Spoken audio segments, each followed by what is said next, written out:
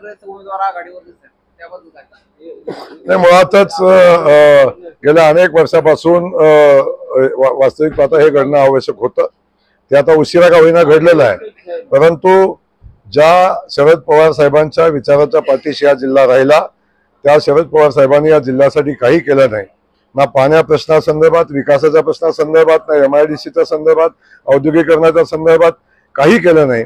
फक्त या जिल्ह्याच्या मताचा आणि या भावनेचा वापर करून जिल्ह्याचा वापर केला आणि त्याचा परिणाम आपण सगळ्यांनी बघितलं की हा सगळा भाग पाण्यापासून वंचित होता, विकासापासून वंचित होता.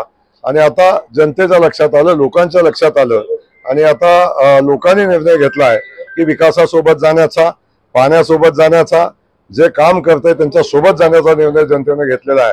म्हणून आज आपण बघतो जिल्ह्यामध्ये महाआघाडीचा सुपडा साफ झालेला आपण बघताय.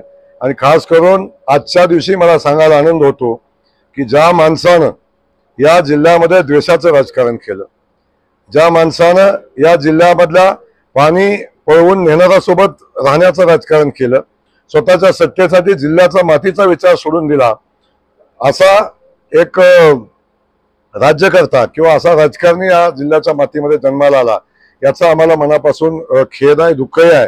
आणि गेल्या अनेक वर्षापासून या जिल्ह्याच्या विकासाच्या आड येणारा, फक्त स्वतःचं वर्चस्व राहिलं पाहिजे आणि मी सत्तेत राहिलो पाहिजे ही भावना घेऊन काम करणारा रामराजे, त्या रामराजेच्या राजकारणाचा आज ते या निमित्तानं झाला, याचा आनंद जेवढा मला माझ्या विजयाचा आनंद आहे तेवढाच आनंद मला फलटणच्या विजयाचा आहे. आणि त्या दोन्ही विजयापेक्षा ही प्रवृत्ती संपते याचा मनापासूनचा आनंद आहे. आणि तो आनंद जनता साजरी करेल, आम्ही साजरा करू हे या निमित्ताने मी आपल्याला नम्रपणे सांगेन. मान तालुक्यातील विरोधकांनी निवडणुकीच्या प्रचारादरम्यान तुमच्यावर टीकेचं रान उठवलं होतं, त्याबद्दल विरोधकांना काय सांगता? नाही, त्यांच्या टीका जनतेनं त्यांच्या घशात घातलेल्या आहेत.